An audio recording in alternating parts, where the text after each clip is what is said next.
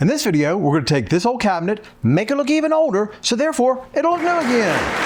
Let's stick around and see if I can pull that one off.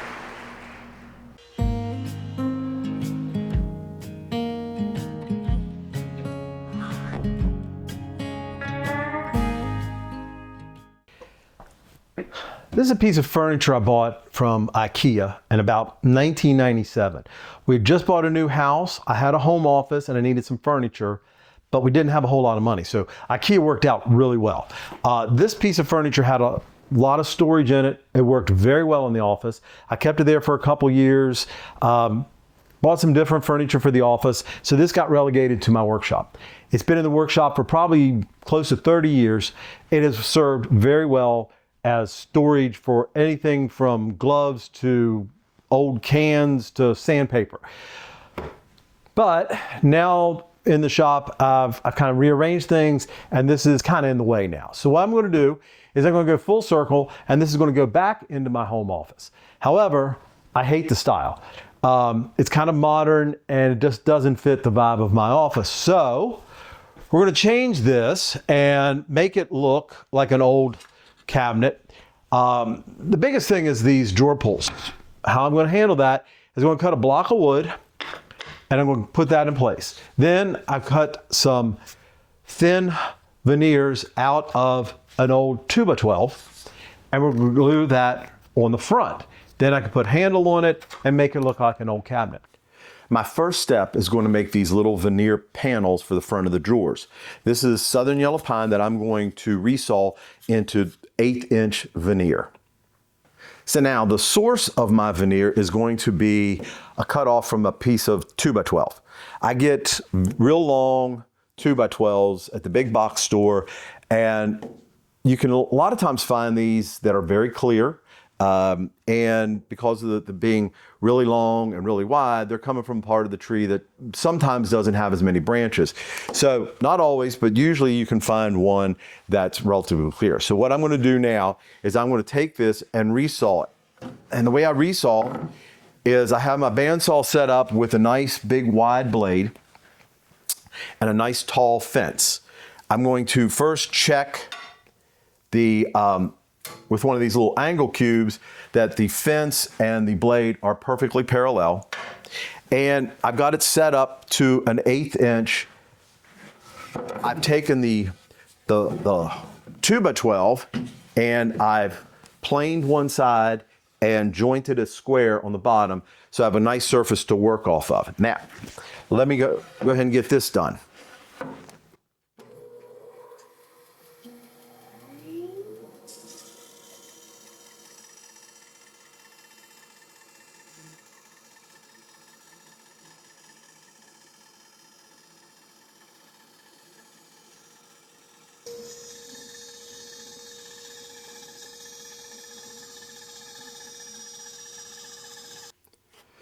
Now, I've got that ripped off. I'm going to need to make a few more of these. But what I'll do next is I will take these to the table saw and rip the strip widths that I'm going to need for the drawers. And then I'll just let it acclimate for a day or so until we're ready to install these. So I've got 5 of these to cut up. I've already made one.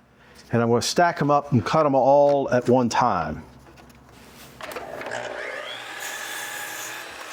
So originally this came with a kind of recessed handle.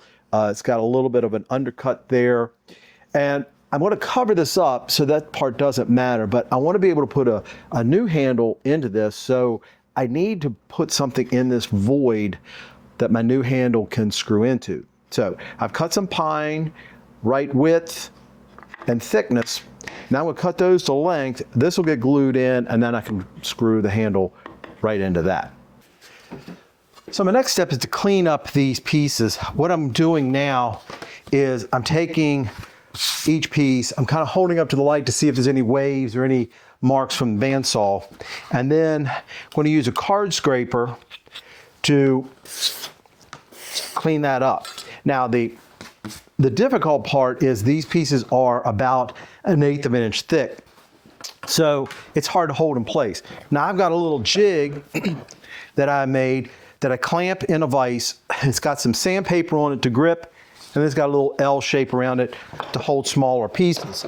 Now the problem is these are so thin, they're even too thin for this jig. While you can use it just the sandpaper, it wants to move. So what I use is kind of a technique of using my body as a stop and use the card scraper in a pulling motion. There's not a whole lot to get out of these, so it's not real complicated to do it that way. Then once it's been scraped down, I'll use some 120 grit sandpaper to just give it a rest of the finish. Now once that surface is where I want it, then I'll take it over using my little squirrel tail plane. Give the ends a chamfer first.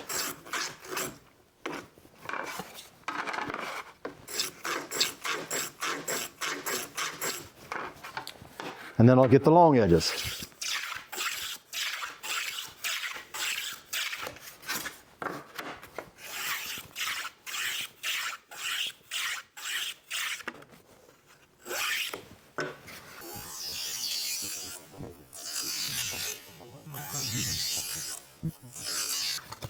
Now that'll be ready to glue onto the drawer front.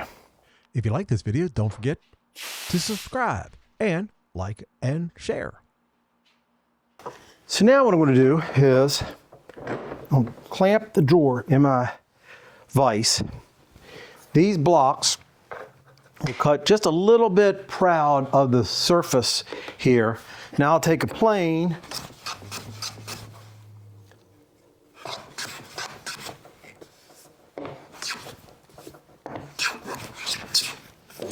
get them down flush. And I'll double check it, put a piece of wood on it, see if that feels flush. Now maybe a little bit on this side here.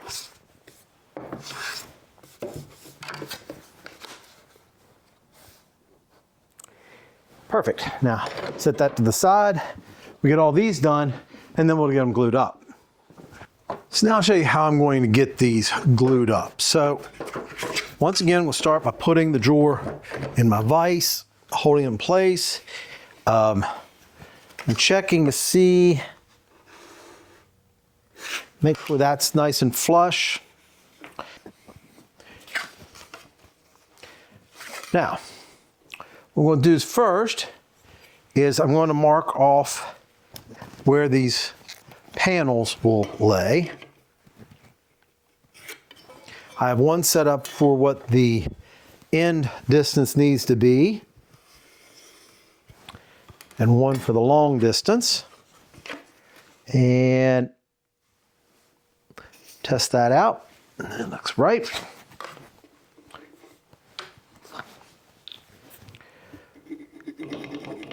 Put a little glue down in there.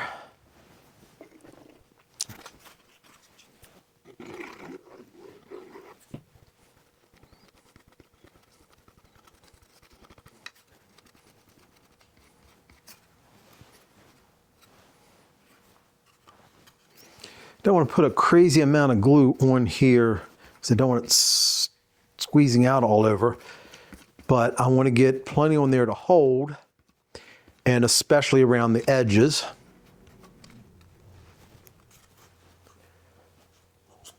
Then and just lay that down into place. Like that. Now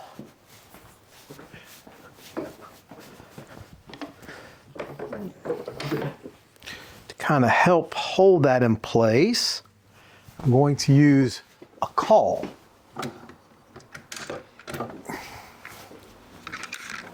It's not a perfect caul, but it will help kind of spread the pressure down.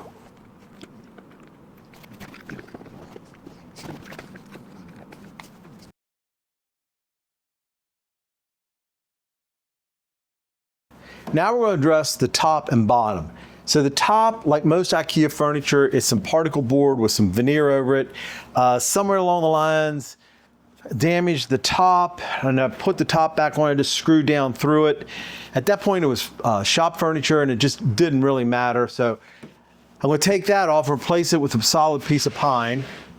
And on the bottom, I again don't remember what kind of bottom it had on it, if it had feet or something. Don't have a clue. But somewhere along the lines, I added this little toe kick type base. So we can get rid of that, and we got a different plan for the bottom. So let me get started on taking this top off.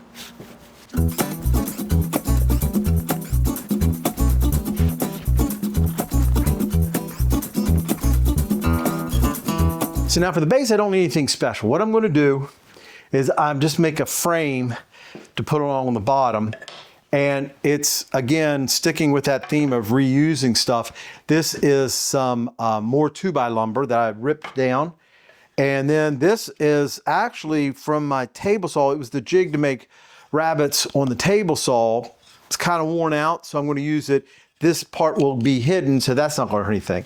Now, sticking or knowing that this is not fine furniture, I'm just going to put these together with some pocket screws.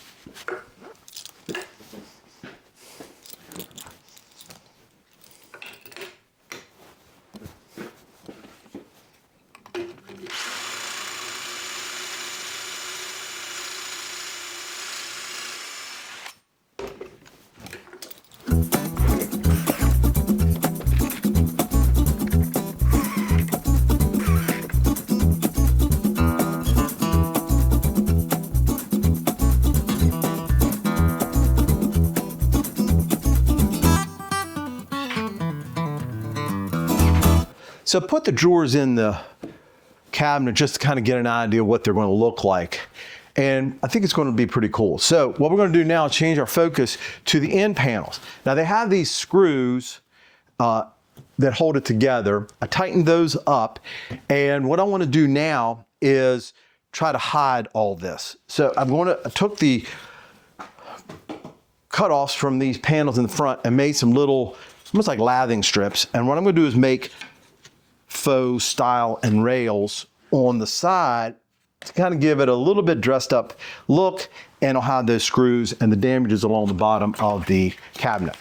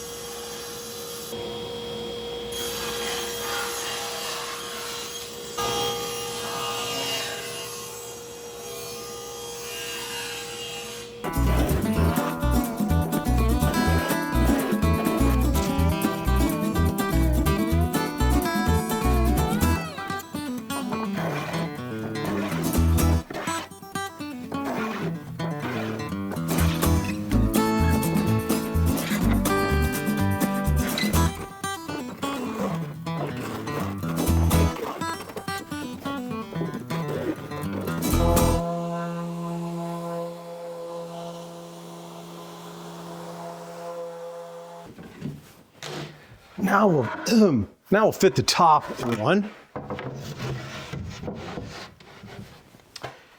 I screwed up through the bottom here. I elongated the holes in the back to allow for some expansion, contraction. As old as this timber is, I don't think it's going to do a lot of expansion and contraction, but just in case, I want to allow for that.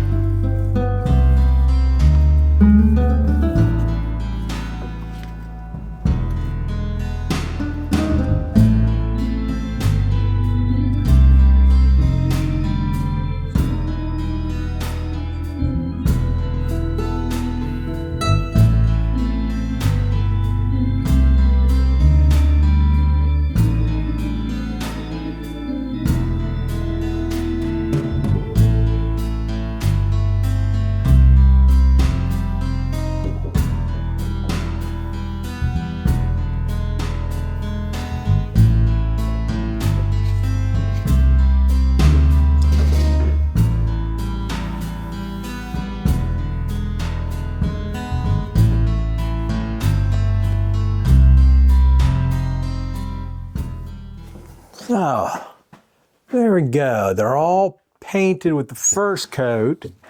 We'll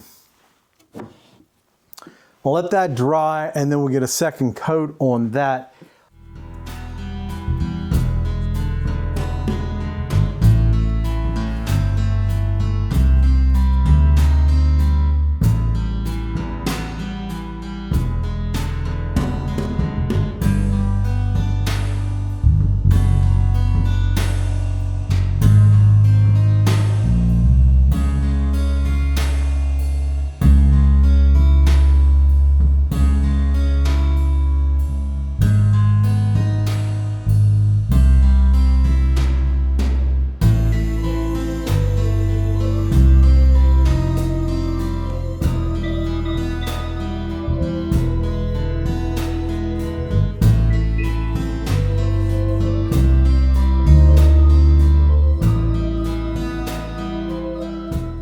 All right, so now we got the file cabinet painted. We need to add the handles. Now I selected these little label style handles, which I think will look appropriate for the office. So let me show you how I get those installed. Somewhere along the lines, I erased a couple pieces of video. I erased the part where I put the casters on. Pretty straightforward process, just they had 4 screws each, so I laid it on its back, placed them in about 1/4 inch from each side, each corner, and then put the 4 screws in. So easy peasy. Now, on the drawers, again, pretty straightforward putting the handles on it. A lot of times I'll use my little wide square like this, measure down from the top, use another gauge with a block on it that I can measure in. But of course, that's a little bit cumbersome to do. And if I have more than one that needs to be in the same place, usually I'll make a template. So I cut out a little cardboard template that was the distance down and the distance in from the side. I'll lay this in the corner, put my drawer pull down. On this case, I used a small awl. I poked my 2 holes and put the little tiny screws in with a screwdriver. So then I have 3 drawers that are a little bit taller. So what I did is I just made an extension to my template, taped it on like that, and now I've got the template for the larger drawer. The templates, as you've seen a couple times in this video, are very helpful to repeat the process. So now we can wrap this up. So there we are. Looks a lot different than what it started out as. Plus, it's going to give me a lot of additional storage in my office so I can put my printer on top. I have a place for papers and other office supplies, and I think it'll be a great addition to my office. Thanks for stopping by.